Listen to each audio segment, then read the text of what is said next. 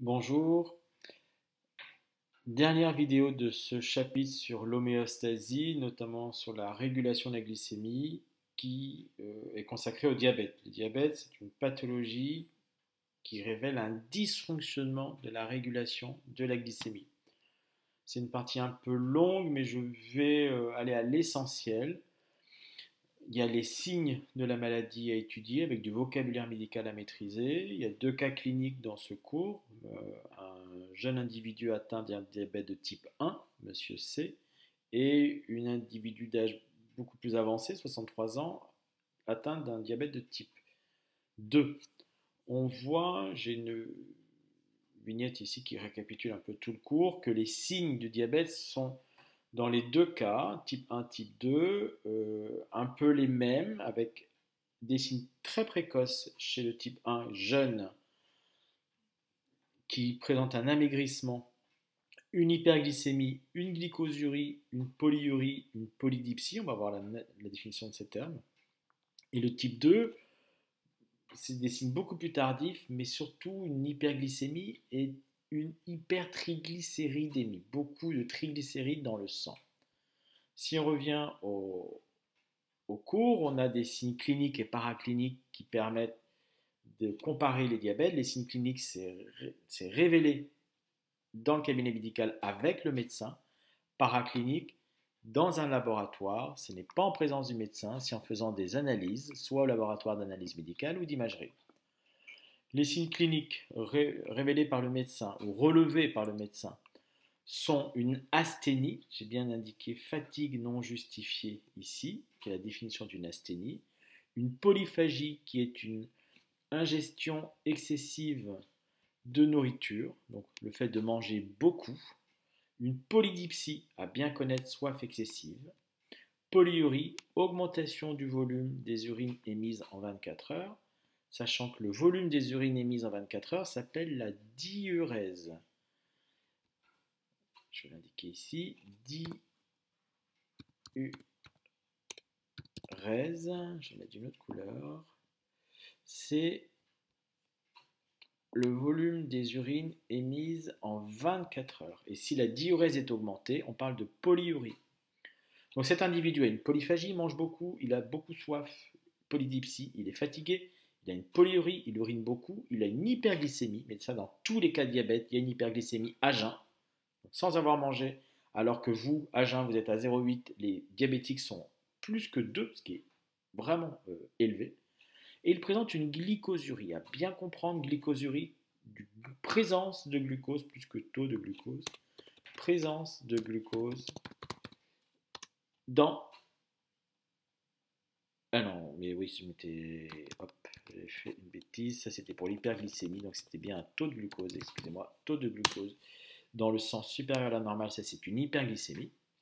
Et la glycosurie, présence de glucose dans les urines. Donc on a tous ces signes chez l'individu qui souffre d'un diabète de type 1, qui est jeune, qui est maigre, qui a tous ces signes. Le diabétique de type 2, elle peut ne pas avoir de signes, mais elle peut avoir petit à petit différents signes qui se rapprochent de ceux du diabétique de type 1, avec une polyurie, une polydipsie, donc une soif excessive. Il y a une hypertension en plus, qu'on n'aura pas chez le diabétique de type 1, donc une valeur de tension supérieure à la normale, de tension artérielle, une hyperglycémie comme tout diabétique, une glycosurie comme tout diabétique, présence de sucre dans les urines, et elle a une hypertriglycéridémie. Ça, c'est particulier, on va le mettre d'une autre couleur. Hypertriglycéridémie, taux de triglycérides dans le sang, donc des lipides trop élevés. Donc, on a une grande différence entre diabète de type 1 et type 2, où on va avoir une hypertriglycéridémie chez le diabétique de type 2 relatif à l'obésité et un amaigrissement chez le diabète de type 1. Par contre, on va avoir toujours une hyperglycémie. Chez le diabétique de type 1, on va avoir une glycosurine, polyurine, polydipsie, donc présence de sucre dans les urines, de glucose dans les urines, volume urinaire émis en 24 heures élevé et soif excessive. Et ça va apparaître petit à petit chez le diabétique de type 2 également, alors que c'est présent très jeune chez le diabétique de type 1. Ils ont un IMC qui indique que le sujet de type diabétique type 1 est atteint de maigreur et d'obésité pour le diabète de type 2. Les liens entre eux, c'est dit, faut que vous sachiez faire le lien, expliquer le lien entre l'hyperglycémie, la glycosurie, polydipsie, polyphagie. Pour ça, on a ce graphe ici. Ici, qu'est-ce qui est représenté? Il est représenté le taux de filtration du glucose, de réabsorption du glucose, d'excrétion du glucose en fonction de la glycémie. Alors, il faut se souvenir du premier chapitre. Qu'est-ce que la filtration? C'est le glucose, c'est au niveau du néphron. On a un néphron ici en jaune et des capillaires sanguins. La filtration, c'est le passage du glucose, en tout cas la filtration du glucose, sans urine primitive. Ça, c'est la filtration. Puis, le glucose retourne au sang. De l'urine vers le sang, c'est la réabsorption. Et s'il y a du glucose dans les urines, c'est l'excrétion. Glucose dans les urines, glycosurie. C'est pathologique. Si vous n'êtes pas diabétique, il n'y a pas de glucose dans les urines. Pourquoi? Avec ce graphe-là, on comprend mieux. Pour des valeurs de glycémie inférieures à 3 grammes par litre, ce qui est le cas de tout individu qui n'est pas diabétique. Si vous n'êtes pas diabétique, votre glycémie augmente après un repas, comme on l'a vu, et elle diminue grâce à l'insuline, jusqu'à être en hypoglycémie, vous sécrétez du glucagon, vous oscillez autour de 1 gramme par litre.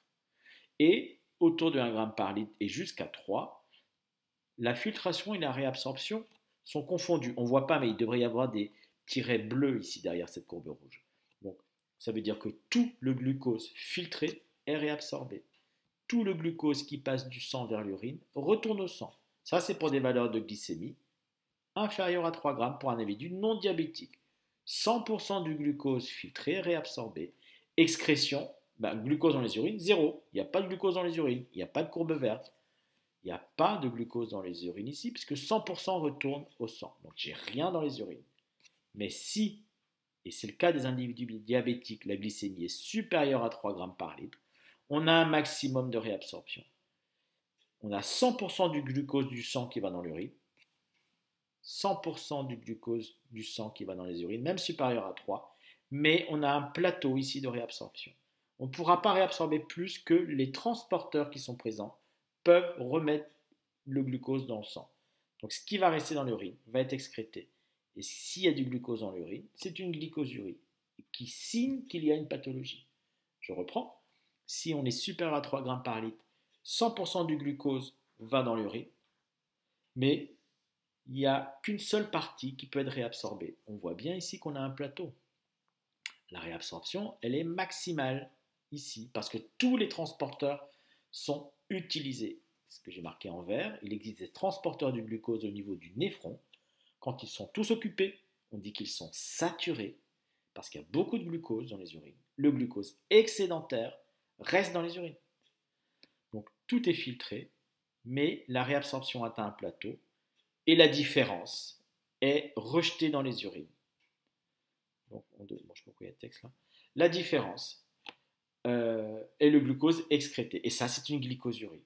Ce qui reste dans les urines, c'est une glycosurie. Voilà comment on explique le lien entre hyperglycémie, donc supérieure à une très forte hyperglycémie, hein, parce que si on dépasse les 3 grammes par litre, on a du glucose dans les urines, parce qu'on a un maximum de réabsorption. Il faut expliquer la relation entre l'hyperglycémie et la glycosurie, on vient de le faire. C'est une histoire de transporteur. Il faut expliquer la polyurie. Ça, c'est lié à l'osmose qui a été vue en première.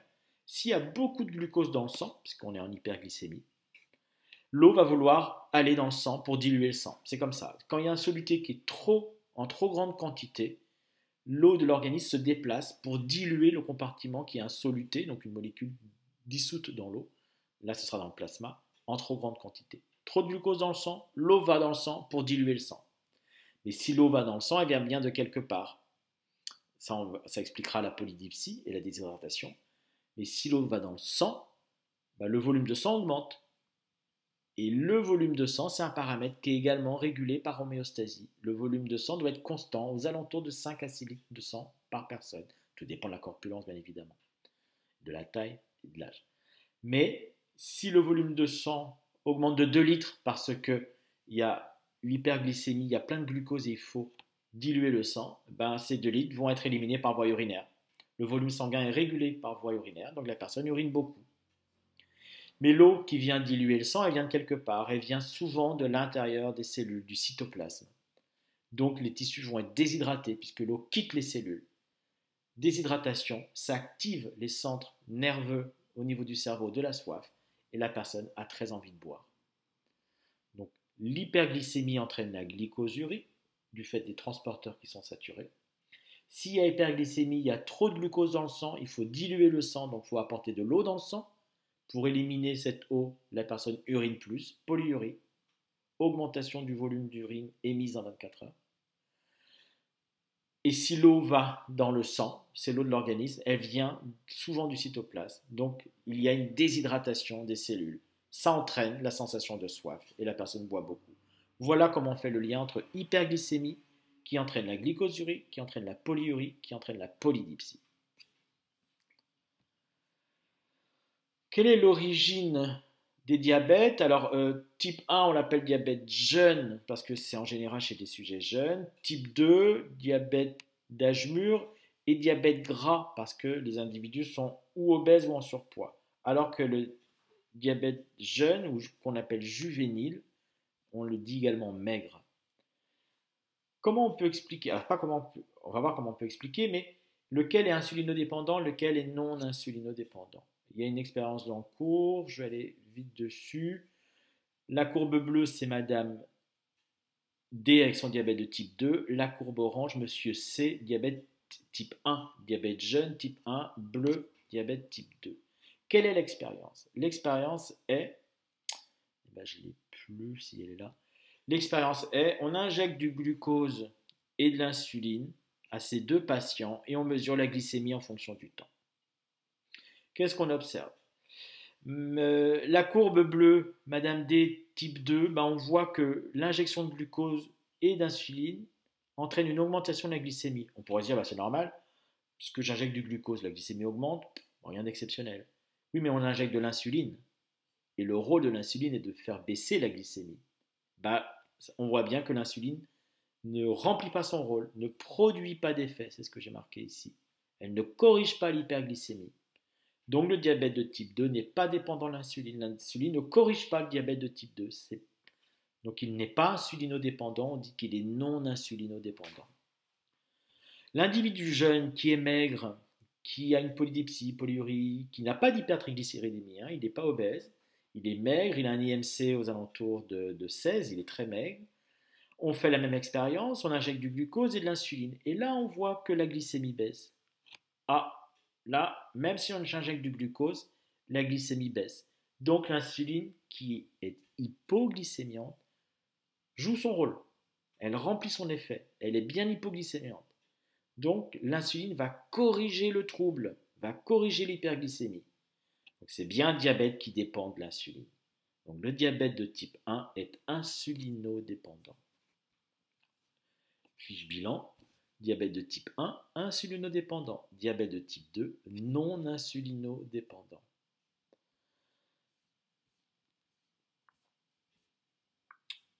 L'explication de cela, le type 1, alors ils sont minoritaires, les diabétiques de type 1, 10 à 15%. Si on regarde la masse des cellules bêta du pancréas d'un individu non diabétique et un individu diabétique type 1, il y a 800 mg de cellules bêta dans le pancréas d'un individu non diabétique, et il n'y en a plus chez le diabétique de type 1. Donc le problème, il est là. C'est un problème absence de cellules bêta. Or, les cellules bêta sécrètent l'insuline. Donc il y a un manque d'insuline chez le diabétique de type 1. Absence de production d'insuline chez le diabétique de type 1. Destruction des cellules bêta. Pas de sécrétion d'insuline. Alors pourquoi c'est détruit? On l'a vu en cours. Le système immunitaire attaque les cellules bêta. C'est un défaut du système de défense. Il attaque lui-même l'organisme. On appelle ça une maladie auto-immune. C'est une anomalie de notre système de défense qui attaque les cellules bêta par des anticorps. Et 80-90% des cellules bêta sont détruites. Voilà pourquoi le type 1 est liée à une absence de production d'insuline par destruction des cellules bêta. Destruction des cellules bêta, pas de sécrétion d'insuline. Le type 2, lui, je reprends juste les conclusions. Le problème, c'est l'insulinorésistance des cellules cibles. C'est-à-dire qu'il produit de l'insuline initialement, l'insuline se fixe sur le récepteur, mais il n'y a pas d'effet. Pourquoi? Parce que l'apport excessif de glucides et de lipides entraîne une insulinorésistance, c'est-à-dire que les récepteurs présents sur les cellules cibles, dans le cas de la régulation de la glycémie, on l'a vu, ce sont les cellules musculaires, les cellules adipeuses et les cellules du foie, hépatocytes, myocytes, adipocytes. Les récepteurs sont présents, l'insuline se fixe dessus, mais ça ne fait rien. Les cellules sont devenues résistantes. Pourquoi? À cause de l'apport excessif de glucides et de lipides. Donc ça, c'est lié à un comportement alimentaire. L'individu diabétique de type 2 a depuis des années un mauvais comportement alimentaire, un surpoids, une obésité, et après 40 ans, va commencer à développer un diabète de type 2. Alors que le sujet jeune, très jeune, son système immunitaire détruit ses cellules bêta. L'insulinorésistance amènera, comme pour le diabétique de type 1, à l'hyperglycémie. Et l'hyperglycémie, on va le voir, sera toxique pour les vaisseaux sanguins. Chez le diabétique de type 2, comme il y a une hyperglycémie, le pancréas essaye de compenser, sécrète plus d'insuline, mais au bout d'un moment, les cellules bêta s'épuisent. Et on voit la personne en insulinopénie, manque d'insuline. On a bien type 1 insulinodépendant, destruction des cellules bêta du pancréas, pas de sécrétion d'insuline. Type 2 non insulinodépendant, c'est une insulinorésistance des récepteurs à l'insuline. C'est ça qu'il faut comprendre. L'insuline n'active pas les récepteurs. Les récepteurs sont muets à l'action de l'insuline, ou en tout cas à la fixation de l'insuline. Dans les deux cas, les conséquences sont les mêmes. S'il n'y a pas de production d'insuline, s'il n'y a pas d'insuline, ou si le récepteur ne répond plus, dans les deux cas, le glucose ne sera pas capté par les cellules cibles qui sont hépatocytes, myocytes, adipocytes. Vous voyez ici, on a les mêmes choses. Donc si le glucose n'est pas capté, il reste dans le sang, donc hyperglycémie. Et l'hyperglycémie, à terme, est très toxique pour les vaisseaux sanguins. C'est ce que l'on va voir dans les complications des diabètes. Hop, ça touche deux types de vaisseaux. Petits vaisseaux, micro-angiopathie, donc micro-petit, angio-vaisseau-pathie maladie, et macro-angiopathie, gros vaisseau. Les petits vaisseaux vont toucher la rétine, donc problème de vision. Les individus vont souffrir de cécité, c'est-à-dire être aveugles. Première cause Première cause de cécité chez les sujets de moins de 50 ans. C'est dû au glucose dans le sang qui entraîne la détérioration des vaisseaux sanguins. Donc problème de vision, problème de rein, la glycosurie qui est importante. On sait qu'on a du sucre dans les urines parce que les transporteurs sont saturés et le sucre ne peut pas revenir au sang. Ça entraîne des infections urinaires fréquentes. Infection de la vessie, inflammation de la vessie, cystite, et ça peut s'étendre et aller jusqu'au bassinet et le rein. Et on parle de pyélonéphrite, c'est très douloureux. Inflammation simultanée du bassinet et du rein. De plus, les vaisseaux sanguins ici sont abîmés parce qu'il y a trop de glucose, donc ils ne vont plus jouer leur rôle, donc ils vont laisser passer des substances du sang ici qui ne doivent pas passer en général, notamment des globules rouges. Donc on aura du sang dans les urines. Hématurie. Hématurie, présence de sang dans les urines. Pyurie, c'est présence de pus. Du pus, c'est des cellules de défense qui essayent de combattre une infection et qui vont à un moment mourir. Et bien, ça génère du pus. Le pus, c'est consécutif à une infection. Donc présence de sang dans les urines, présence de pus dans les urines, problème de rein. En plus, on va avoir une insuffisance rénale. C'est-à-dire que le rein ne fonctionne pas bien, il ne le filtre pas bien, et des protéines qui en général restent dans le sang. Souvenez-vous, lors de la filtration, les protéines restent dans le sang, les grosses protéines. Ben là, elles vont passer. Et ça va entraîner des problèmes. Si le rein ne fonctionne pas bien, il va falloir dialyser l'individu, c'est-à-dire le relier à une machine à l'hôpital qui filtre le sang à la place de ses reins. Et peut-être il faudra envisager une greffe. On a des problèmes nerveux, des problèmes de fourmillement, d'engourdissement et surtout de perte de perception de la douleur. Perte de la douleur et notamment au niveau des membres inférieurs. Et c'est important parce qu'on va le voir au niveau de l'atteinte des pieds qui est caractéristique souvent des diabétiques. Donc atteinte de la rétine, atteinte du fonctionnement rénal avec infection urinaire, insuffisance rénale et atteinte nerveuse, fourmillement, engourdissement, le siège de la douleur qui est touché, donc plus de perception de douleur. Mais on va en reparler. Macroangiopathie, les gros vaisseaux sont touchés et là, on va revenir au cours de première parce que ça va nous rappeler l'athérosclérose. Lorsque les gros vaisseaux sont abîmés il y a une lésion notamment avec trop de sucre et qu'il y a trop de lipides, donc ça concerne bien les diabétiques de type 2, et lorsqu'il y a trop de cholestérol, trop de triglycérides, il va y avoir des dépôts de lipides dans les artères, au niveau des artères coronaires du cœur, des artères des membres inférieurs, et on va retrouver le pied, problème de pied chez les diabétiques, et les artères cérébrales. On sait que l'athérosclérose, ici, est un processus dégénératif, formation d'une plaque d'athérome, dépôt de lipides dans la paroi de l'artère qui peut obstruer, c'est-à-dire boucher l'artère s'il y a présence d'un caillot sanguin. Les artères touchées, artères coronaires, artères des membres inférieurs, artères cérébrales. Je vous invite à regarder la vidéo de l'année dernière pendant le confinement du 1er avril. Donc elle est sur la chaîne, je vais vous montrer. Première ST2S1, c'était la classe de l'année dernière. Numéro 9, ici, si vous allez sur la chaîne YouTube, vous avez cette vidéo ici. Première ST2S1, 1er avril, numéro 9, athérosclérose. Il faudra regarder ça à nouveau parce que ça permet d'expliquer les problèmes des pieds diabétiques et la mortalité due chez les diabétiques à l'infarctus du myocarde. L'athérosclérose, principale cause de décès chez les diabétiques. Donc il faut se souvenir de quoi il s'agit. Et l'infarctus du myocarde est responsable de 50% des décès chez les diabétiques qui présentent de l'athérosclérose. Juste, ça, oui, vous voyez, c'est l'actualité sur les élections américaines, je ne vous cache rien. L'athérosclérose, ici, on le voit bien, les vaisseaux présentent un dépôt de lipides. Alors, c'est pas normal, hein. Et s'il y a trop de lipides, c'est parce qu'il y a trop de lipides dans l'alimentation.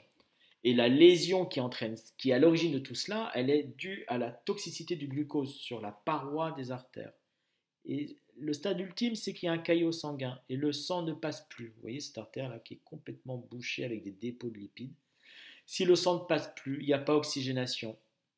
S'il n'y a pas oxygénation, il y aura mort des tissus qui sont irrigués par ces vaisseaux. Je pensais trouver des illustrations des différents organes, j'avais déjà vu ça, atteints, c'est pas bien grave. Si les artères touchées, artères carotides, c'est-à-dire qui amènent le sang au cerveau, il y aura la conséquence AVC, accident vasculaire cérébral. Deuxième type d'artères touchées, les artères coronaires. Le cœur ici, on voit les artères de plus en plus bouchées, le sang ne circule pas au niveau de ces artères ici coronaires.